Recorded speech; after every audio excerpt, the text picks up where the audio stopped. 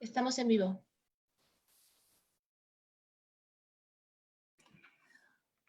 ¿Qué tal? Bienvenidos, bienvenidas a esta tercera sesión de los ciclos para entender la laicidad que estamos haciendo en conjunto varias organizaciones para tratar temas sobre laicidad y cómo tienen las implicaciones en nuestra vida diaria. Últimamente, para la sesión de hoy, vamos a hablar sobre sexualidad y laicidad. Como ustedes saben, hemos tenido varias iniciativas y varios discursos antiderechos que dan cuenta de cómo estamos en estos momentos violentándose la laicidad del Estado, la separación del Estado y las iglesias, y que ponen en riesgo derechos humanos, particularmente los derechos humanos de las mujeres. Hoy nos van a acompañar tres grandes ponentes y nuestra moderadora va a ser Teresa Vale, miembro de República Laica, a quien le doy la palabra en estos momentos. Muchas gracias por acompañarnos. Fátima Moneta, muchísimas gracias por esta invitación. Gracias por tener la oportunidad de estar en este ciclo de diálogos, entender y pensar la laicidad. Y muchas gracias a República Laica por haberme dado nuevamente, repito, esta oportunidad. Creo que el día de hoy va a ser un día muy importante. Tenemos tres ponentes de gran calidad. Va a estar con nosotros la doctora Pauline Capdeville, ella de la Cátedra Extraordinaria de Laicidad Benito Juárez. También va a estar con nosotros la licenciada Sofía Regalado, de Marras Marras, y estará también con nosotros la maestra Alejandra Martínez de Aquasex. Así que creo que tenemos un panel muy importante el día de hoy para hablar de un tema que ya nos anunciaba Fátima Moneta hace un momento. Creo que vivimos un momento especialmente complejo en nuestro país y creo que los derechos reproductivos de las mujeres y de la comunidad en general, la sexualidad de la comunidad LGBTI+, es un asunto de la mayor importancia que nos debe de preocupar desde el punto de vista de la separación que tiene que haber entre creencias políticas públicas, entre las creencias y la ley. Y justamente el día de hoy, para hablar de estos temas, pues vamos a darle la palabra, iniciando, a la doctora Pauline Capdeville.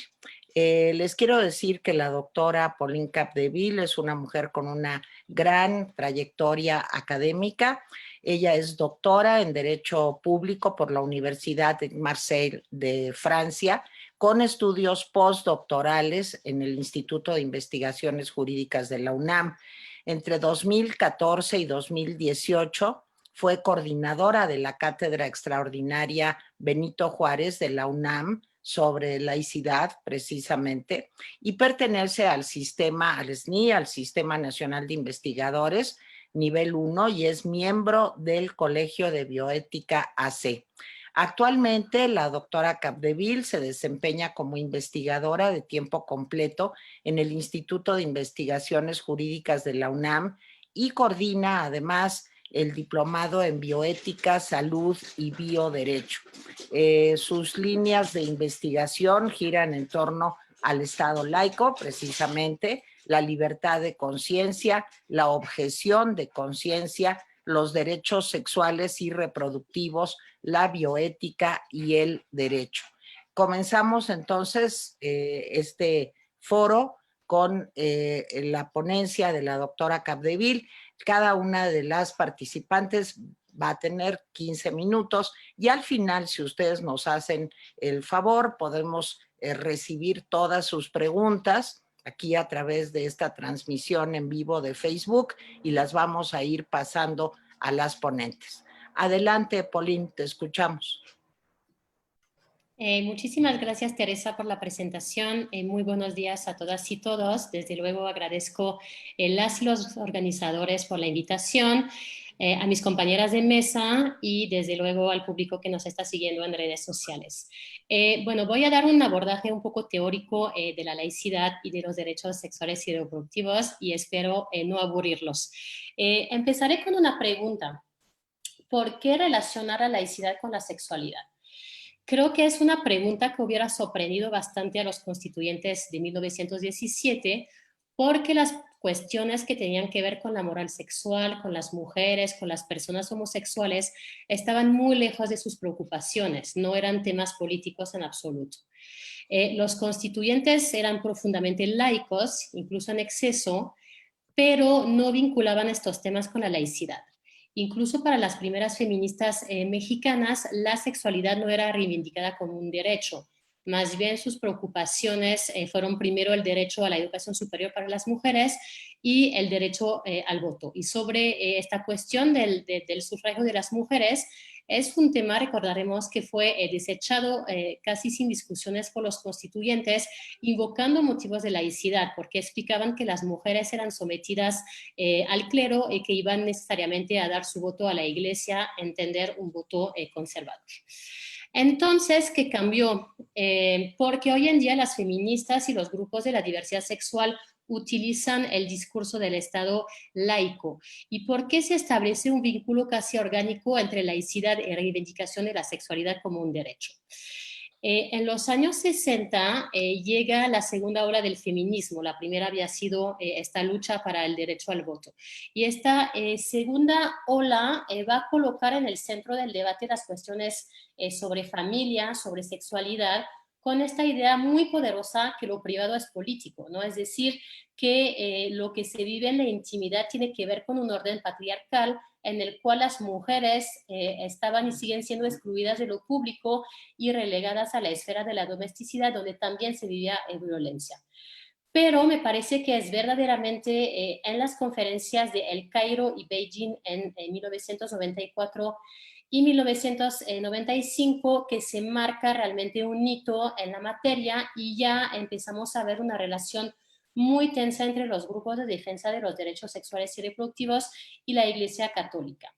Estas conferencias fueron muy importantes porque sientan las bases de un concepto de derechos sexuales y reproductivos como temas de derechos humanos y se presionan a los estados a comprometerse en estas materias. Entonces, este tema de los derechos sexuales y reproductivos pues se vuelve un consenso internacional desde los mismos estados y ya dejan de ser simplemente reivindicaciones puntuales de movimientos sociales.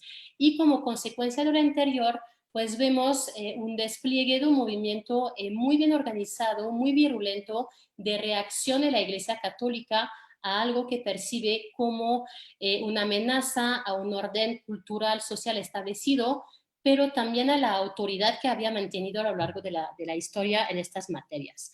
Efectivamente, cuando vemos la tradición de la Iglesia Católica, pues se ve una desconfianza hacia las mujeres que se tradujo en un control de la moral sexual y la imposición de una particular concepción de lo femenino relacionado con lo que llamamos un mandato de maternidad, ¿no? La idea de que las mujeres, su destino natural es ser madre. Hoy en día tenemos algunas intelectuales como Frances Kissling, que es una de las fundadoras de Católicas por el Derecho a Decidir en Estados Unidos, que nos explica, por ejemplo, que lo que está en juego en el rechazo de la Iglesia Católica en materia de aborto y de manera general todas las cuestiones relacionadas con la sexualidad no es tanto la cuestión de la vida de los fetos, sino el papel de la mujer y la cuestión de esta autoridad de la Iglesia sobre estas cuestiones relacionadas con la reproducción y la familia. Entonces, lo que tenemos ahora no es simplemente esta resistencia histórica de la Iglesia Católica, sino vemos la movilización de otros grupos religiosos que están creciendo en América Latina y pienso en especial a algunas iglesias evangélicas que se caracterizan a la vez por un fuerte conservadurismo moral y a la vez una participación muy activa y sin disimulo en la esfera política. Y también lo que vemos es surgir y consolidarse alianzas interconfesionales entre estos diferentes grupos religiosos conservadores que lograron de manera muy exitosa colocar algunos temas muy fuertes en el imaginario social pienso respecto al aborto, esta idea de cultura de la vida versus la cultura de la muerte, o ahora esta idea muy bien posicionada de ideología de género, ¿no? Esta idea que nos presentan como una peligrosa invención de feministas radicales que pretenden confundir a los niños sobre su sexo natural y destruir la familia y finalmente la sociedad. Entonces, este contexto de radicalización, de polarización, que explica el recurso a la laicidad, entre otras narrativas, en los colectivos feministas y LGBTI, porque, insisto, en la región, en Latinoamérica, pues son estas iglesias y sus filiales asociativas que tienen un mayor impacto para frenar estos temas relacionados con los derechos sexuales y reproductivos. Hablo de filias asociativas para referirme a la idea de que pues la iglesia no es simplemente el Vaticano y las diócesis, sino que hay toda una nebulosa de organizaciones que gravitan alrededor de las iglesias, las escuelas, las universidades confesionales, las asociaciones providas, las asociaciones de padres de familia, etcétera, etcétera. Y si bien es cierto que el pensamiento laico no surge históricamente para responder a estas demandas a favor de los derechos sexuales y reproductivos, me parece que es un principio que tiene mucho recurso para abordar estos temas, tanto en su dimensión filosófica como institucional. Y me explico. En su vertiente filosófica, el pensamiento laico surge históricamente en el Renacimiento y ya posteriormente en la Ilustración, como en la idea de que la razón prevalece sobre los dogmas religiosos, es decir, sobre verdades reveladas y sobre todo también sobre las posturas del clero, que era considerado como el único intermedio entre Dios y los hombres. Es decir, aquí tenemos una ruptura con la autoridad de la Iglesia y surge con fuerza una idea de que los seres humanos tenemos autonomía moral, es decir, tenemos la capacidad y la libertad para usar nuestra propia razón y definir libremente en nuestras convicciones religiosas, pero también morales. Y por el otro lado, tenemos una vertiente institucional que responde a esta vertiente filosófica con la idea del Estado laico, que debe estar alejado de las iglesias para poder precisamente garantizar esta esfera de autonomía, esta esfera de libertad de las personas, y en particular, históricamente se hacía mucho énfasis en la libertad de conciencia y de religión de las personas. Como sabemos, en algunos países como México, la laicidad pasó por una etapa abiertamente combativa contra la Iglesia Católica, pero lo que tenemos hoy en día me parece es un momento mucho más apaciguado, donde tenemos una convergencia muy fuerte entre la laicidad y los derechos humanos. Y aquí me parece que hay una idea importante que debe ser subrayada. Desde luego, es muy importante todavía seguir pensando en estos temas de libertad de religión y de protección de las minorías religiosas en países como México, donde todavía existe mucha discriminación. Pero me parece que ahora las principales batallas de la laicidad, digamos las batallas culturales, tienen mucho que ver en América Latina con esta parte moral de las iglesias y efectivamente todos estos temas relacionados con la sexualidad, la familia, la educación, que son temas que de hecho se entremezclan estrechamente. Entonces, la laicidad no simplemente tiene que verse como un mecanismo de protección de la libertad religiosa, sino que me parece importante empezar a ampliar el panorama y en particular desarrollar el contenido de un derecho al libre desarrollo de la personalidad, que es un derecho que ya está empezando a cobrar relevancia en las Cortes Constitucionales y que consiste en el derecho que tenemos todas y todos a vivir de acuerdo con nuestros propios proyectos de vida, a ser diferentes y a ser plenamente respetados por ello. Y sobre todo cuando estas decisiones, cuando estos estilos de vida chocan con la opinión mayoritaria de la sociedad. Y ahí hay una idea central de los derechos humanos. Los derechos humanos no están al servicio de las mayorías porque pues básicamente la mayoría no lo necesita. Más bien los derechos humanos se tienen que accionar para proteger a los más vulnerables, a los que son discriminados. Entonces, la laicidad es la libertad de religión, ciertamente, pero también es una libertad frente a la religión. Y eso es muy importante cuando hablamos de decisiones de vida relacionadas con la sexualidad. Pero por el otro lado, la laicidad no es una varita mágica, no es suficiente. Primero porque en muchos países tenemos marcos jurídicos laicos robustos, pero a pesar de la existencia de un principio de laicidad en la Constitución y en las leyes, lo cierto es que no se vive necesariamente en una república, en un régimen de laicidad. Si tomamos el caso de México, tenemos el artículo 40 de la Constitución que nos dice que vivimos en una república laica, democrática, representativa y federal. Tenemos el artículo 24, donde además de proteger la libertad de conciencia, de convicciones éticas y de religión, nos dice que el Congreso no puede legislar a favor o en contra de una religión. Tenemos un largo artículo 130 que detalla las reglas de este principio histórico de separación entre el Estado y las iglesias. Tenemos el artículo 3, donde se plasma el carácter laico de la educación.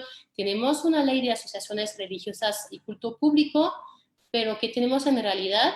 Tenemos una multiplicación de violaciones de la laicidad por parte del mismo Estado, y además estas violaciones afectan la vida de las personas.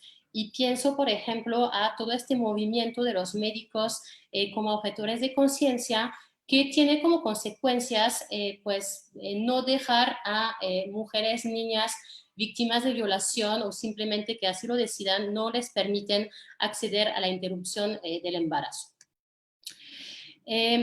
Por el otro lado, también estas iglesias y todas estas asociaciones que gravitan alrededor de ellas han entendido, y especialmente a partir de Beijing y el Cairo, que no se puede simplemente citar la Biblia, sino que hay que empezar a movilizar una retórica secular y en particular de derechos humanos. Y ahí vemos con fuerza toda esta argumentación sobre el derecho a la vida de los fetos, por ejemplo, en materia de aborto. También vemos argumentos de corte sociológicos que nos explican que la familia natural, papá, mamá, hijos, es la única que es digna de protección.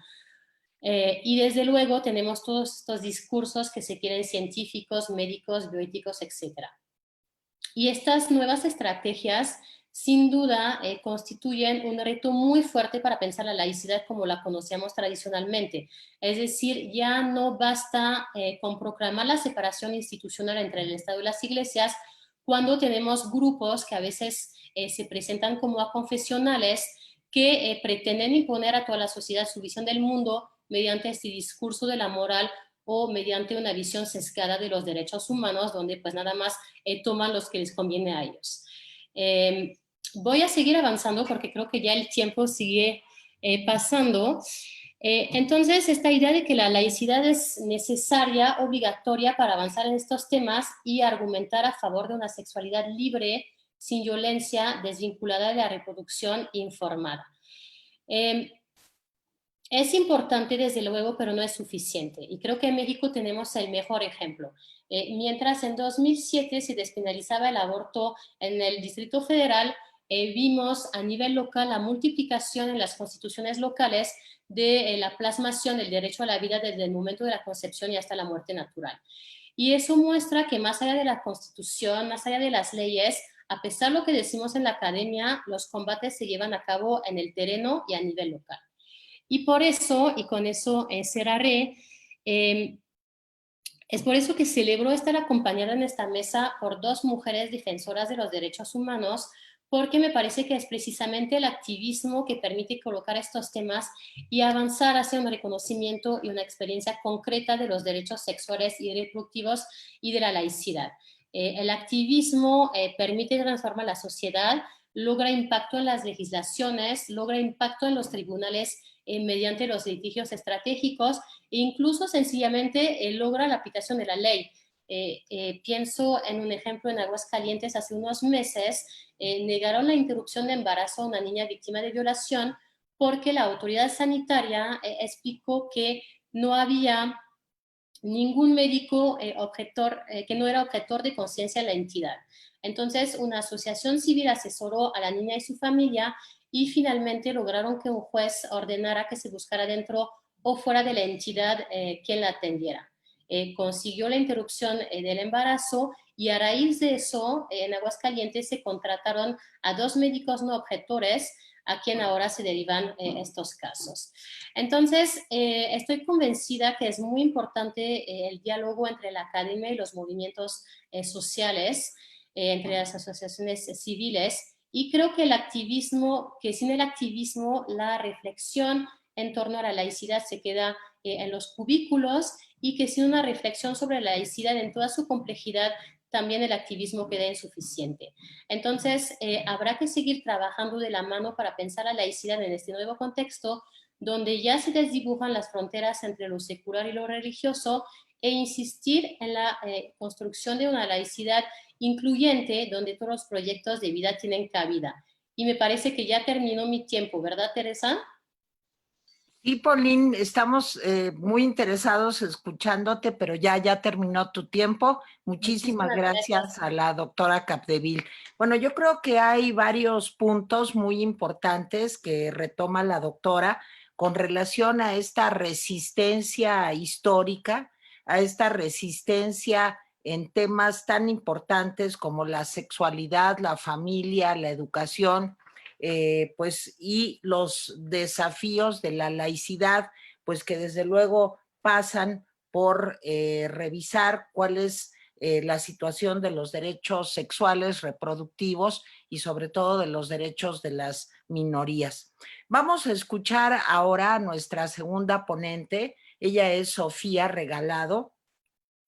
Ella inició su labor en el activismo cuando era muy jovencita, cuando tenía 12 años, defendiendo los derechos sexuales y reproductivos y los derechos también de los seres de los animales no humanos.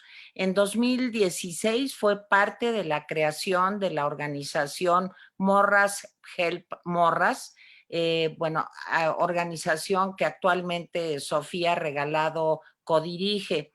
En 2019 egresó de la licenciatura en filosofía con una tesina sobre el tema del aborto y ha acompañado a mujeres que deciden abortar en contextos de alta vulnerabilidad. Ha realizado también pues una serie de trabajos como activista en pro de los derechos sexuales y reproductivos y se ha desempeñado como tallerista también en barrios periféricos en Aguascalientes, donde ella nació, y ha ejercido también una acción directa contra grupos fundamentalistas religiosos. Vamos a darle la palabra a Sofía Regalado. Adelante, Sofía, te escuchamos. Hola, ¿qué tal? Muchas gracias por la invitación. Les agradezco bastante. Y bueno, trataré de ser breve con lo que quiero decir, retomando también la idea última de la compañera Pauline. Creo que cuando hablamos de laicidad hay algo que debemos voltear a ver de manera muy seria, ¿no? Y además de seria, de manera urgente. Y me estoy refiriendo a los movimientos fundamentalistas religiosos, que se entienden como aquellos movimientos de corte religioso que tienen reacciones extremas, radicales y absolutistas con el fin de defender y promover una visión única del mundo y de la moral. Estas reacciones vienen sobre todo después de cambios culturales, ¿no? Y de cierta conquista de derechos. Entonces podríamos situarlo en el momento donde empiezan a haber como más derechos para las mujeres o más derechos en torno a la libertad sexual, a la educación sexual, es cuando suelen aparecer más estos grupos, que habría que destacar que es muy diferente un movimiento fundamentalista religioso a una práctica religiosa, ¿no? Me parece muy importante señalar esta separación porque creo que después tendemos a generalizarlo todo, ¿no? Y cuando hablamos precisamente de laicidad, no podemos irnos con esa clase de generalidades. Ahora, o sea, vendrá tal vez la pregunta de por qué es importante hablar de fundamentalismos religiosos si estamos hablando de laicidad y de sexualidad. Bueno, sucede que actualmente, no solo en México, sino en el mundo, estos movimientos están ganando terreno, pero de una manera muy rápida, y no únicamente en estados que podrían considerarse débiles o en estados que podrían considerarse confesionales, sino también en estados que son aparentemente laicos, es decir, como lo es el caso de México, ¿no? Y bueno, estos grupos en lo que se centran justamente es en manejar temas que están estrechamente vinculados con la sexualidad, que más adelante, en un ratito más, les voy a decir cómo, en cuáles, ¿no? Justamente esta ganancia, digamos, de terreno tiene que ver también con la adquisición de poderes, ¿no? Y entonces estos grupos están adquiriendo poder suficiente para incidir en, por ejemplo, la definición de leyes y políticas en áreas como el derecho a la familia o las leyes sobre el estatus personal o sobre los derechos sexuales y reproductivos, ¿no? También están adquiriendo el poder suficiente para influir sobre instituciones estatales y también sobre quienes diseñan las políticas nacionales, ¿no? ¿Qué quiere decir todo esto? Que están influyendo para convertir pecados en delitos. Eso es esencial entenderlo, ¿no? Bajo una perspectiva de Estado laico, no se puede convertir pecados en delitos. Y eso es súper importante estarlo ubicando. ¿Por qué? Porque una de las estrategias que después usan los grupos fundamentalistas religiosos es no nombrar a la religión o tratar como de evitar esa palabra dentro de sus discursos. Sin embargo, en el fondo, ahí subyacen los conceptos religiosos completamente, ¿no? Ahora, ¿cuál es el riesgo de todo esto?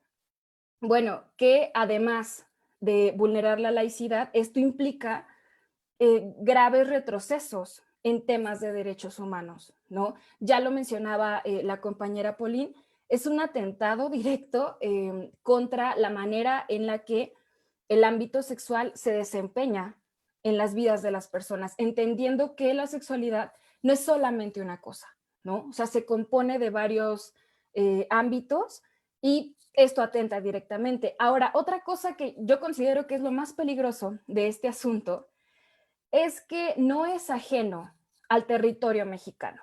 Es decir, esto está sucediendo en México y el ejemplo lo tenemos, ya lo mencionaba hace un momento la compañera Pauline, de acá en Aguascalientes fuimos nosotras junto con Gire, quienes propiciamos el cumplimiento de la NOM 046 acá a raíz de la negación por parte del secretario de Salud a que una menor de edad interrumpiera su embarazo a raíz de una violación, ¿no? Entonces, esto no es un caso extraordinario, esto sucede todos los días y no únicamente con el cumplimiento de la NOM 046, sino también con muchas otras temáticas.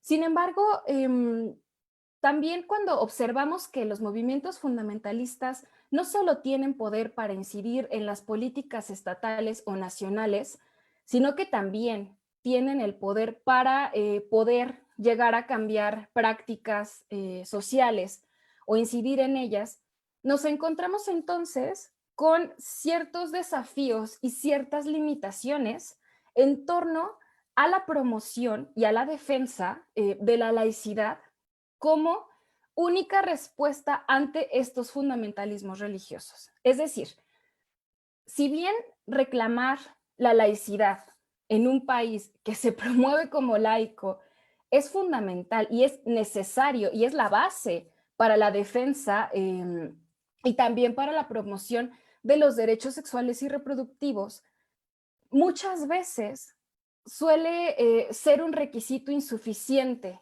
para que se cumplan estos objetivos. Y eso me parece que es súper importante también de anotarlo, ¿no? O sea, de decir, ok, sí, es un Estado laico, pero en la mayoría de las ocasiones no basta con solo promover la laicidad. ¿Qué es lo que hace falta? Bueno, lo que hace falta es promover o realizar como todo un tipo de, un paquete, digámoslo así, de diversas estrategias de incidencia. Es decir, hay que confrontar a estos grupos desde diferentes ámbitos. ¿Por qué? Porque la manera en la que estos grupos inciden no es únicamente yendo a lo mejor a violentar como el Estado laico, sino que se van moviendo en diferentes esferas. Y creo que para evitar que el Estado laico se vulnere de tal o cual forma, hay que llevar como detrás toda la serie de estrategias diversas, ¿no? Ahora, ¿por qué es importante pensar en una diversificación de las estrategias?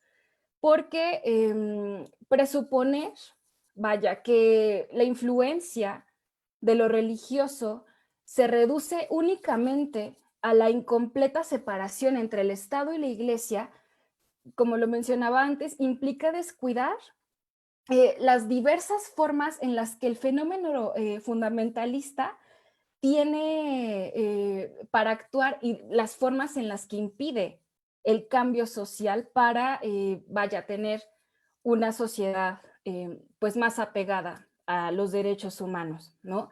Entonces, en pocas palabras, otra cosa es, hay que estar, me parece que muy atentas al tipo de estrategias que se están manejando, porque o sea, para violentar el Estado laico tenemos a los grupos fundamentalistas religiosos que yo creo que para las activistas feministas por los derechos de las mujeres, de la diversidad sexual y por la educación sexual integral, yo creo que es como nuestro tope más fuerte, ¿no? O nuestro muro más fuerte a derribar, digámoslo así.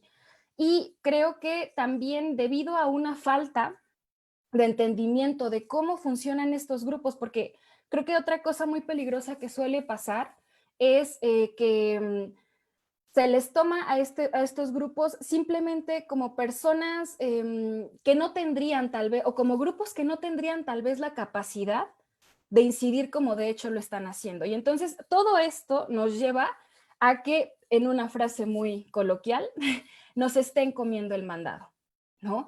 Porque mientras pensamos que la manera de cambiar las cosas o de incidir es a través de únicamente denostar esta clase de movimientos y no incidiendo tal vez directamente en los congresos, no capacitando correctamente a los tomadores y tomadoras de decisión, va a seguir lo que está sucediendo ahorita, ¿no? O sea, como un panorama muy general, bueno, tenemos la omisión de las autoridades para ejercer o para cumplir la NOM 046, tenemos el tema que hace algunas semanas fue muy controversial, lo del PIN parental, tenemos también actualmente iniciativas de diputados en Nuevo León, por ejemplo, que promueven prohibir la información sobre aborto seguro. Entonces, hay toda una agenda a nivel nacional que esa es otra cosa, está muy bien organizada, ¿no? O sea, tienen como bien planeado las acciones que van a realizar y siento que mientras no nos tomemos este tipo de grupos en serio y mientras no diversifiquemos las estrategias, va a ser muy complicado que de hecho lo que buscamos como Estado laico se cumpla. Y yo llego hasta aquí con mi participación y les agradezco mucho. Al contrario, Sofía, muchísimas gracias a Sofía Regalado. Yo quisiera rescatar dos puntos muy, muy importantes que ha señalado Sofía. Por un lado, los pecados no son delitos. Creo que en esta frase se encierra mucho de pues el tema que nos ocupa el día de hoy. Y por otra parte también yo creo que valdría la pena hacer énfasis en otro concepto, en otra idea que deja Sofía muy bien plantada, y es que los derechos reproductivos pues son derechos humanos y que necesitamos, por lo tanto, un mayor activismo para defenderlos. Gracias a Sofía Regalado, y pasamos ahora a escuchar a nuestra tercera ponente. Ella es Alejandra Martínez Galán. Ella es psicóloga clínica, especialista en familias y prevención de la violencia y tiene una maestría en educación para la ciudadanía. Tiene diplomados en educación integral, en sexualidad humana, bioética, género, sociedad y conocimiento, y en embarazo infantil forzado, que es realmente una preocupación muy grande en nuestro país. Coordina desde hace más de 12 años la Asociación Queretana de Educación para las Sexualidades Humanas, AC. Ha sido coordinadora y asesora de distintos proyectos con atención primordial en la prevención del VIH-Sida, en los embarazos juveniles que ya mencionábamos hace un momento, la violencia contra las mujeres, el derecho a decidir, la no discriminación y acceso a la igualdad de oportunidades de las disidencias sexuales. Ha trabajado también en la educación integral en sexualidades humanas, en la perspectiva de género, en la participación infantil y juvenil, así como en la construcción comunitaria. Actualmente es maestra de la Facultad de Psicología y Ciencias Políticas y Sociales de la Universidad Autónoma de Querétaro. Y pues te damos las gracias, Alejandra, y estamos listos para escucharte. Muchas gracias. Adelante. Muy buenos días a todos, a todas. Creo que Fátima iba a poner mi presentación. No sé si yo pueda ponerla. Voy a probarlo. Nada más denme un segundito. Oye, Si si no, me permites, en lo que probamos, yo les recuerdo claro. que pueden ustedes plantear sus preguntas, que estamos esperando sus inquietudes. Han llegado varias felicitaciones para las ponentes, pero que por favor todas sus inquietudes, dudas, pues estamos aquí en Facebook transmitiendo para ustedes en vivo, y pues que nos dejen sus preguntas y las vamos a plantear al final. Perdón, Alejandra, que aproveché para hacer este pequeño comercial, No pero te ya te preocupes, dejo. Tere. Adelante. No, sí, ya se ve la presentación, ¿verdad? Sí, Okay. perfectamente. Bien, bueno, yo agradezco muchísimo la oportunidad de poder compartir con ustedes. Sobre todo, voy a tratar de, creo que se junta lo que decía Paulina al principio, lo que decía Sofía posteriormente de cómo estos grupos han ido obteniendo cada vez más acceso a espacios de poder, y cómo esto se transforma de la teoría que nos decía inicialmente Pauline, cómo se va transformando a las prácticas concretas y cómo se transforma. Además, en este caso yo voy a platicarles de cómo esta práctica concreta se transforma, o se piensa o se está planteando que se transforme en leyes. Yo le puse la agenda conservadora, encontrado un camino en Querétaro. O sea, yo sé que en muchos otros lados más, ¿no? Pero por lo menos en Querétaro. Y les voy a platicar acerca de 5 iniciativas que en Querétaro están poniendo en riesgo la laicidad. Querétaro, bueno, les voy a leer un textito que escribió justo Ana Díaz Aldret hace algunos años, hace tal vez como unos 10 años escribió esto. Decía: una zambullida en la historia política y social del Estado nos permite comprender que la armonía y el equilibrio de la sociedad queretana tiene asideros culturales profundos que remiten al desarrollo de un orden social pacífico, aparentemente consensado, aceptado y ajustado, que conforma una cultura y ha desarrollado un etos específico. La tradicional paz y tranquilidad queretana se ha ido configurando en torno a momentos o coyunturas específicas y a elementos enraizados en la historia y la tradición de la entidad.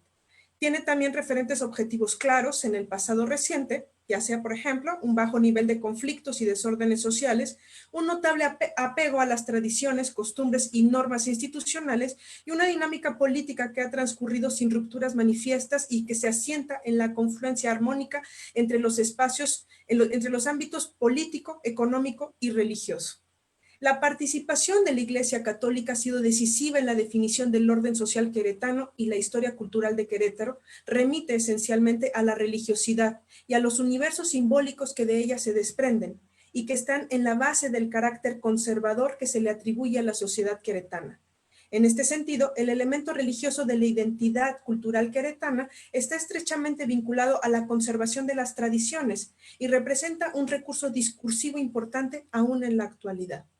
Las concepciones derivadas de una visión religiosa del mundo evidentemente tienen una influencia en todos los ámbitos de la vida social, en tanto imponen una cierta visión de la sociedad y de la moral que debe regir en la vida privada queretana, el papel de la mujer, de la familia, de la educación. Y también en lo público, tener una alta estima a la tradición, considerar que todo lo que socava los valores es reprobable, mantener una actitud de rechazo a la innovación y de defensa del principio de autoridad. Esto nos habla de quién es Querétaro, ¿no? O sea, no solamente es como un estado pequeñito, ¿no? Que estamos en el centro del país, sino nos habla de toda la influencia que desde hace muchos años, y con todo que aquí a lo mejor a 10 minutos de mi casa se firmó la Constitución Política de los Estados Unidos Mexicanos, pues bueno, siempre Querétaro se ha mantenido como en este, o ha tratado de este equilibrio de que no lleguen las fuerzas externas, ¿no? Entonces, bueno, yo voy a presentarles una radiografía de las iniciativas de la ultraderecha que tan solo en el 2020 se han presentado en Querétaro. Esto como, creo que a veces cuando vemos estas iniciativas ya no sabemos si reír o llorar, pues, ¿no? O sea, pero me parece que sobre todo, y retomo un poco lo que decía Sofía, tenemos que mirar cómo ha sido la infiltración de los grupos de ultraderecha en las últimas fechas. Tan solo en 2020, y bueno, ni siquiera termina 2020, en lo que va de 2020, tenemos 5 iniciativas presentadas, y que si bien no me voy a centrar en el personaje concreto que ha estado presentando estas iniciativas, porque me parece que el personaje nos da más bien para elaborar un cuadro clínico, pues más bien quisiera como platicar acerca de cuáles son las propuestas y por qué, algunas puntualizaciones sobre por qué se está pensando que ponen en riesgo a la laicidad, ¿no? La iniciativa 1, que creo que, bueno, ya es por todos y todas conocidos, ¿no? Es una iniciativa que se ha estado replicando a nivel nacional, que es la del PRIM parental, ¿no? El 28 de enero de este año se presenta, ojo, pero se hizo una presentación de iniciativa de ley para reformar el artículo 58, pero de la Ley de Educación del Estado de Querétaro. Como tal, se habla justamente del PIN parental, ¿no? Esta propuesta, yo creo que ya muchos y muchas hemos hablado, que pretende que padres y madres de familia puedan intervenir en la educación de sus hijos y de sus hijas, ¿no? Ahí está la presentación de la propuesta, ¿no? De las cosas justo que me parecen que también retomar de lo que decía Pauline, bueno, cómo los conservadores han tenido que ir modificando su discurso para ir trayendo conceptos que, por ejemplo, de derechos humanos, y este es el caso, toda la ley, bueno, toda la propuesta de ley se basa en la Declaración Universal de los Derechos Humanos, ¿no? Todo esto es parte de la exposición de motivos en donde justamente dice algunas cosas bien interesantes, decir, bueno, el Estado no puede obligar a nuestros hijos a participar en actividades extracurriculares o curriculares en contra de nuestros principios morales y éticos. Después dice, los padres deben de ejercer el derecho a la educación que tengan sus hijos, sobre todo las que contengan contenidos relacionados con la perspectiva de género, los derechos sexuales y reproductivos, y hace una crítica, dice, no, sobre todo, dice, no se van a tocar temas, por ejemplo, ni matemáticas, ni ciencias naturales, ni ciencias sociales, está enfocada principalmente a aquellos talleres de sexualidad impartidos en colegios que han demostrado su fracaso durante más de 20 años. No dice más, ¿de acuerdo? Y posteriormente también dice, bueno, que lo mismo, ¿no? Todo lo que tiene que ver con sexualidad, derechos sexuales, derechos reproductivos, todo eso, van a tener los padres van a tener que dar los padres la autorización expresa, ¿no? Entonces, bueno, esa está la propuesta, ¿no? Son derechos y obligaciones, ¿no? Y ahí lo vemos, PIN parental, esta propuesta para la reforma al artículo 58.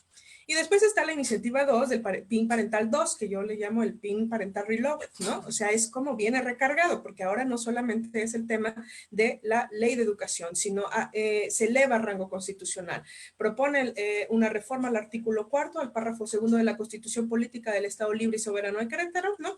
Y en realidad es la mismita propuesta, ¿no? Ni siquiera le pusieron una coma y un punto diferente, ¿no? Es la misma, solo que ahora reforma el artículo 4, para decir algo por el estilo, ¿no? Dice, la educación que se imparta en el Estado, denme un segundito, promoverá el conocimiento de la geografía, cultura, derechos humanos, ¿no? O sea, es una cosa como rara, ¿no? Características sociales y económicas, ¿no? Valores arqueológicos, históricos y artísticos tradicionales, lenguas y creencias de los grupos indígenas y el papel de estos en la historia e identidad de los queretanos y la nación mexicana, ¿no? Entonces, bueno, en realidad está planteando, la cara es como, pues está hablando de derechos humanos, ¿no? Pero en realidad está, por un lado, diciendo que se garantizan, ¿no? Que tiene que promover los derechos humanos y por otro lado dice, pues que no, pues, ¿no? Que no todos los derechos humanos, a excepción de los derechos sexuales y reproductivos, ¿no? Está la iniciativa 3, que es una iniciativa que se presenta el 2 de junio del 2020. Esta iniciativa, justamente de lo que habla, es para adicionar un artículo en la Ley General de Salud con la finalidad de poder normar el tema de la objeción de conciencia. Y lo mismo, como decían las compañeras, ¿no? O sea, esto parte justamente además con una posibilidad de poder blindar a grupos de médicos que ya están siendo organizados para poder ampararse, utilizar la ley estatal para ampararse para el tema de la norma 046, para ampararse sobre todo con el tema del aborto, pero bueno, aquí es el artículo 82 bis, en donde habla pues justamente en donde que se pueden bueno, que tienen derecho a la objeción de conciencia y excusarse de participar en cualquier actividad, investigación, método, tratamiento, programa o en general en cualquier prestación de servicio que establezca la presente ley y la Ley General de Salud que transgreda su libertad de conciencia, ética o valores personales. Yo sé que hay una normatividad sobre objeción de conciencia y justamente ahí era, bueno, si ya está una normatividad a nivel federal, ¿cuál es la necesidad de volver a normarlo? Esto no es nada gratuito, ¿no? Para nada es gratuito que estas cosas se estén normando a nivel estatal.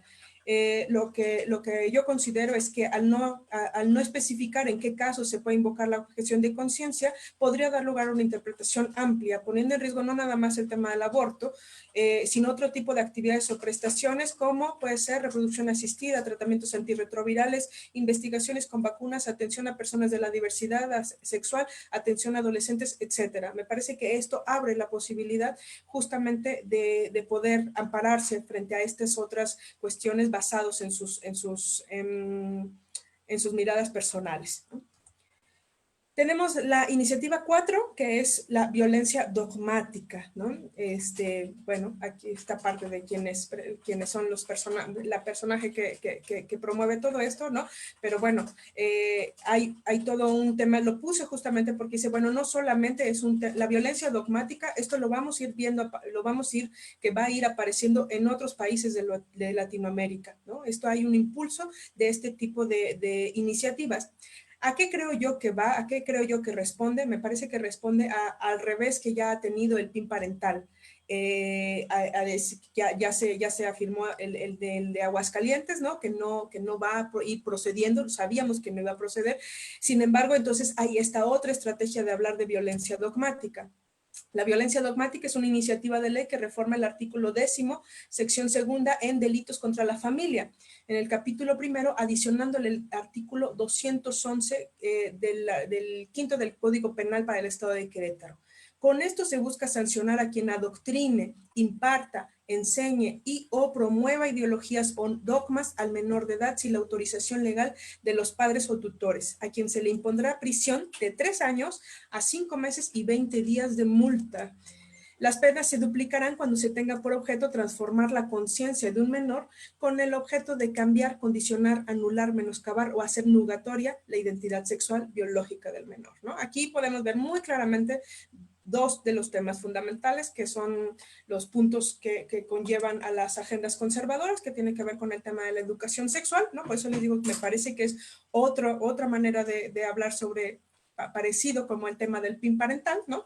Pero también con el tema de las infancias trans, ¿no? Me parece que ahí hay un tema también relacionado con las disidencias sexuales. Esta es la presentación de la iniciativa. Y bueno, tenemos la última, que es la de infancia gestacional, ¿no? Esa sí se me ocurría que era como el feto ingeniero, pues, ¿no? Es una iniciativa que reforma el título primero, capítulo único del artículo 5 de la Ley de los Derechos de las Niñas, Niños y Adolescentes del Estado de Querétaro. En la exposición de motivos, sobre todo, de lo que habla más es de la Convención sobre los Derechos de los Niños. O sea, es una cosa como esquizofrénica, pues, ¿no? Y después de pronto dice, bueno, pero también es importante que se considere que los niños y de las niñas, pues, comienzan desde la etapa fetal, ¿no? Entonces, bueno, ¿cuál es la propuesta, no? Que dice que son niñas y niños los menores en gestación desde la concepción hasta la edad de 12 años y adolescentes, las personas entre los 12 cumplidos y menores de 18 años de edad, ¿no?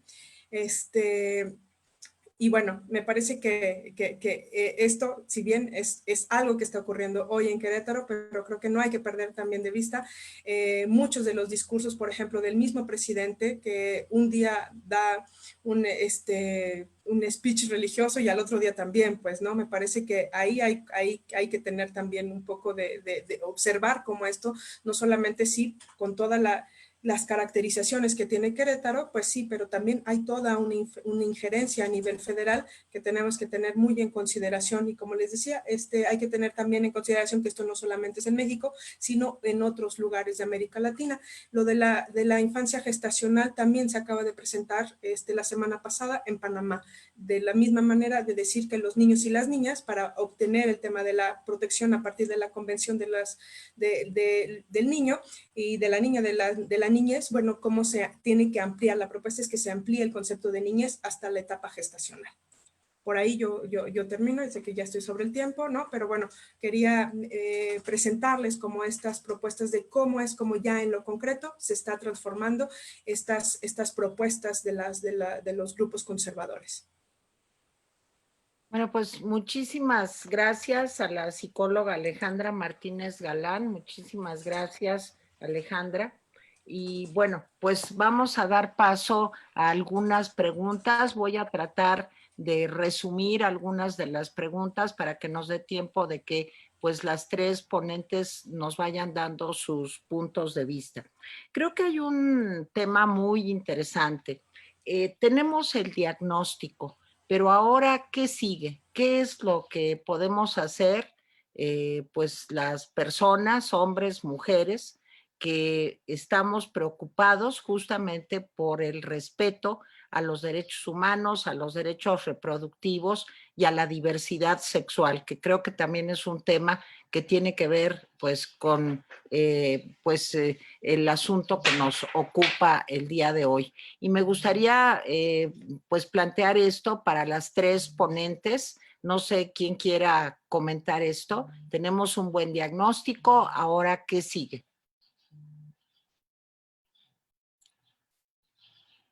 Pauline.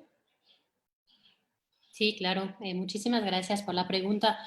Pues ahí volveré a insistir un poco en esta última idea que desarrollé en mi ponencia, que es pues, la necesidad de un trabajo conjunto entre la academia y el activismo, y también retomando lo que decía Sofía, de promover una estrategia desde diferentes aspectos, ¿no?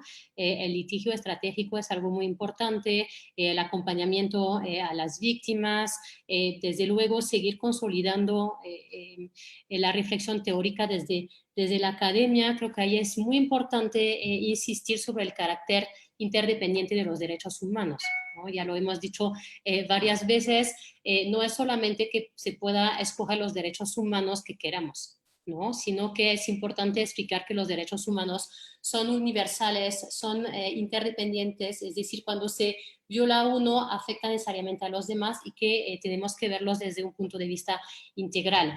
También está, desde luego, todo el tema de la educación, que vemos que es un terreno de disputa precisamente entre estos movimientos sociales pro derechos y estos grupos fundamentalistas. Un ejemplo es el de la objeción de conciencia. Cuando platicamos con los médicos y las médicas, lo que nos dicen al presentarse como objetores de conciencia es que no necesariamente lo relacionan con sus convicciones fundamentales, sus convicciones religiosas, sino que lo que dicen es que desde la Facultad de Derecho, de Medicina, perdón, les enseñan que eso no está bien. Entonces, creo que por ahí hay todo un trabajo que hacer desde los mismos estudiantes de medicina respecto a explicar los derechos humanos y decir que finalmente, pues sí es posible objetar en conciencia en el marco de un Estado democrático y constitucional, pero que hay que hacer necesariamente una distinción entre las creencias propias y el derecho de las personas a vivir de conformidad con sus planes de vida, y eso tiene por consecuencia, por ejemplo, no obstaculizar el derecho a remitir a un colega que no es objetor, etcétera, etcétera, ¿no? Entonces, retomo definitivamente la idea de Sofía, que frente a la creatividad de estos movimientos fundamentalistas, pues sí hay que atacar desde diferentes frentes y que no hay que dejar la batalla semántica, ¿no? Por ejemplo, el concepto de dignidad es un concepto ilustrado y ahora vemos que está necesariamente siempre retomado por las confesiones religiosas, donde se asimila dignidad con vida humana, cuando también hay otras maneras de entender la dignidad. Entonces creo que no hay que soltar nada y pelear todas las palabras como laicidad, como libertad religiosa, como dignidad, etcétera, etcétera. Ahora, otra pregunta que yo creo que es interesante. La ciencia, ¿qué tanto puede ayudar a la difusión de ciertos conceptos científicos que se oponen, digamos, a una muy buena parte de estos fundamentalismos? O sea, yo quisiera ahí que me ayudaran, sobre todo con el tema del PIN parental del que hablaba Alejandra. La ciencia no viene a ayudar, digamos, en alguna manera, pues para que los padres mismos tengan una idea clara del desarrollo de la sexualidad de sus hijos y de cómo debe de ser entendido esto. Alejandra, Sofía. Sí. Bueno, sí, yo creo, Tere, que justamente una de las cosas que hemos tenido ganadas ha sido que tenemos marcos jurídicos que además están sustentados en muchas ocasiones con una serie de elementos científicos, tecnológicos, de avance en derechos humanos. Me parece que hay un bagaje importante que ha posibilitado, pues que si bien se presenten estas cosas que parecen como muy locas, como sacadas de no sé qué pesadilla, ¿no?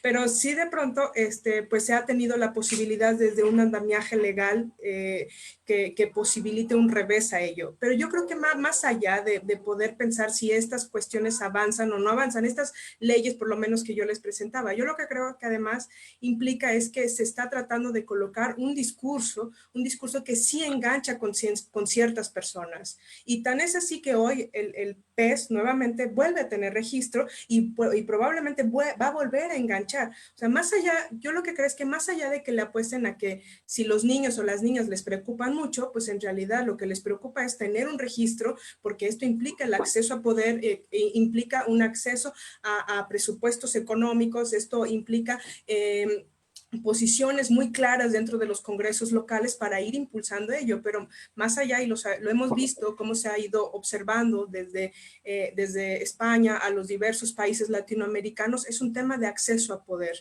¿no? Creo que hay muchas cosas para debatir todas estas propuestas, sin embargo, creo que hay cosas mucho más profundas y por esto esta andanada de la ultraderecha. Oye, Alejandra, aprovecho para decirte que tenemos una pregunta, bueno, más bien te están pidiendo, pues que pudieras compartir tu presentación, que te agradecerían mucho, porque tu análisis, nos dice aquí Hortensia Vázquez, es muy puntual y que sería muy interesante que pudieras compartir tu presentación. Entonces te comento esto, Alejandra. Sofía, ¿qué tanta importancia tiene la presencia en medios de comunicación, pues de todos estos puntos que tienen que ver con el respeto a los derechos humanos? Y voy a hacer la pregunta obvia también, ¿se pueden poner a consulta los derechos humanos? ¿Es algo que se tiene que consultar? No sé qué nos dices sobre esto, Sofía. Medios de comunicación y consultas sobre los derechos humanos. Bien, respondiendo primero a la segunda pregunta en torno a si los derechos humanos se pueden consultar, la respuesta es un rotundo no. Los derechos conquistados no se consultan, ya son derechos ganados y nuestra tarea como defensoras y defensores de derechos humanos es protegerlos y ayudar a garantizarlos o propiciar su garantía, ¿no? Acerca de la primera pregunta, perdón, que era la incidencia en los medios de comunicación, creo que también tenemos que prestar especial atención en esto, ¿no? Porque no es tanto, o sea, entender los medios de comunicación, perdón, es una cuestión muy amplia, pero, por ejemplo, podemos irnos en este momento como a lo más inmediato, que es las redes sociales, que tienes aquí el celular y las puedes ver en un microsegundo. Los grupos fundamentalistas han hecho un trabajo de incidencia muy fuerte dentro de las redes sociales, dentro de los medios de comunicación. Esto por dos cosas. Por una parte, tienen esta convicción organizacional de incidir con un público muy objetivo, y ese público muy objetivo somos los jóvenes, los y las jóvenes, ¿no? La segunda es que hay muchísimos recursos de por medio y esto permite poder pagar campañas publicitarias que respalden ciertos discursos que van en contra de los derechos humanos. Entonces, por una parte, yo diría que, o sea, lo que nos toca, digamos, en este bando pro derechos humanos, es planear la efectividad de nuestras estrategias. Es decir, antes de planear estrategias, planear su efectividad. ¿Por qué? Porque creo que un problema que se está generando actualmente es esta desentonación, digamos, de discursos que a la vez promueven que les demos a los fundamentalistas religiosos herramientas discursivas. Y entonces, por un lado, hablando de aborto, por ejemplo, rápidamente, tenemos a muchas feministas quejándose del aborto clandestino y a la vez tenemos a muchos grupos fundamentalistas mal llamados pro vida quejándose también del aborto clandestino. Es decir, somos nosotras mismas quienes les estamos dando las herramientas para estigmatizar y para tratar de criminalizar a las acompañantes que de hecho se benefician del aborto clandestino para ayudar a mujeres que están en contextos de vulnerabilidad. Es decir, es importante que de nuestro lado también quememos al pequeño fascista que llevamos dentro. Hay que analizar el propio discurso. Y en este sentido digo, bueno, el aborto clandestino no es necesariamente un sinónimo de aborto inseguro. Pues creo que así como los movimientos fundamentalistas realizan su incidencia en medios de comunicación con un discurso que es muy uniforme, también de este lado deberíamos planear la efectividad de esa clase, de nuestros discursos para después vertirlo en diferentes estrategias. Una última pregunta a las tres. Angie C. nos pregunta, y hay inquietud con relación a este tema, ¿cómo combatir el fanatismo dentro de las familias? Y yo insisto otra vez en el tema de la educación y de la ciencia. ¿Cuáles serían, digamos, los pasos para llegar a una sociedad mejor informada, en donde las ideas mágicas y el fanatismo no jugaran un papel tan importante en el respeto a los o falta de respeto a los derechos humanos? No sé, Pauline, las tres. Gracias. Bueno, siempre es complicado de hablar de la familia, de la educación de los hijos, porque pues lo que queremos todas las mamás y los papás es dar lo mejor y estamos convencidos de que nuestras convicciones fundamentales pues, son las verdaderas. Y es por eso que efectivamente el Estado tiene que seguir con la idea que tiene una responsabilidad muy importante en la materia. Respecto de estas discusiones sobre el PIN parental, la Suprema Corte de Justicia se pronunció hace unos años cuando se impugnó la ley de niñas, niños y adolescentes en Aguascalientes, donde entre las quejas pues aparecía estas cosas de la educación sexual. Y ahí el Estado, la Suprema Corte, perdón, pues fue muy clara en decir que efectivamente los padres tienen derecho a educar a sus hijos de acuerdo con sus convicciones religiosas, pero que también es una responsabilidad compartida con el Estado y que estos temas de educación sexual, más que todo lo que buscan es empoderar a las niñas, niños y adolescentes a ejercer una sexualidad libre y a poder también defenderse de las violencias sexuales. Entonces, que eso no era negociable y que era realmente una responsabilidad compartida. Muy bien, ¿algún comentario final? Estamos terminando ya nuestra emisión. Sí, Sofía. Alejandra. Sí, yo solamente quería rápidamente contribuir a esta pregunta que tú hacías, Tere. Yo voy en dos sentidos. Yo creo que trabajando con papás y mamás nos damos cuenta que cuanto más informados e informadas están, más se convencen que la educación sexual es una herramienta poderosísima para sus hijos y sus hijas, ¿no? Creo que, y que de ahí parte esta responsabilidad como padres y madres también de educarnos en este sentido. Pero también creo que esto también es una situación que no solamente le compete a los papás y a las mamás, sino es una competencia del Estado mexicano y en este caso de la Secretaría de Educación, y que tiene que ver con pedagogías y que tiene que ver con prácticas educativas concretas al interior de clases, y que me encantaría ver a docentes, a maestros y maestras también involucrados en estas discusiones, porque también incluye esto en el ámbito cotidiano del salón de clases. No todo tiene que ver con la discusión de papás y mamás, sino también desde las prácticas educativas.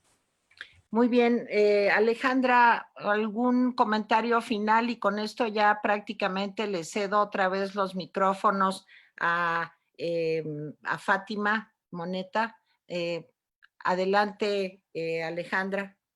No, yo solo agradecer, creo que estos espacios los tenemos que seguir haciéndolos lo más que podamos, justamente pensando en esto que decía Sofía, de cómo ir dialogando y generando estrategias y diálogos hacia adentro y hacia afuera. Sofía. Sí, nada más, apoyo mucho el comentario que realiza la compañera Alejandra y es justo eso, ¿no? Garantizar, de hecho, una educación sexual de calidad ayuda a desmontar esta clase de discursos que responden más a un fundamentalismo religioso y a una gran y triste desinformación en torno a lo que es el ejercicio de la sexualidad. Muy bien, pues le damos las gracias a Pauline Capdeville, a Sofía Regalado y a Alejandra Martínez Galán. Y no sé si a nombre de los organizadores, de los y las organizadoras, habría algún comentario final. Adelante. Bueno, muchas gracias.